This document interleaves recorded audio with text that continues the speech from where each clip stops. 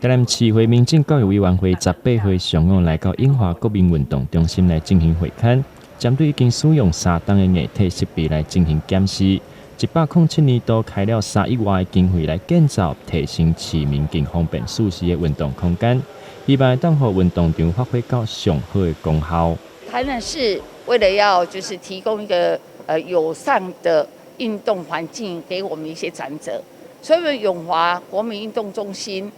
在就是花了3亿多的预算盖了这个场子，所以这已经一段时间了，已经几年了。那这段时间事实上也很多的台南市民，而且是满65岁的，因为是要照顾满65岁的长辈哈，也来到这个地方。那这几年来使用率也蛮高的啦，那当然东西也会老旧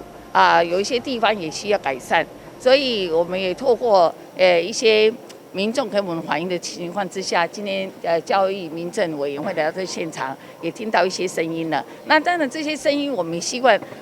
我们的教育局也好，还有我们今天的业者也好，能够针对这些问题多多去沟通，让这个环境更加的友善。前一阵嘛发生来运动的民众甲救生员发生纠纷，市府教育局表示会阁请业者向内部的工作人员来进行教育，同时嘛希望市民朋友伫咧运动的过程中会当同时来尊重专业人员的专业知识，让大家会当有更安全的运动空间。今天要特别谢谢议会小组来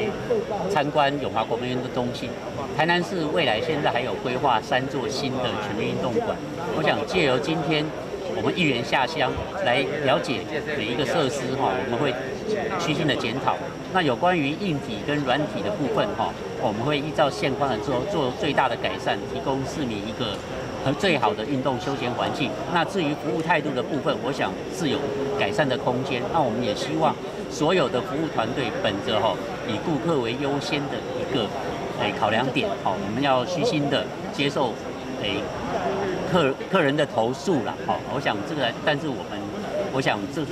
全民的福利，我想也是市长在推动全民运动里面非常重视的一个环节。台南市目前还有3座运动中心在规划兴建中，委员会今仔嘛有真侪议员拢有亲身到现场来进行视察，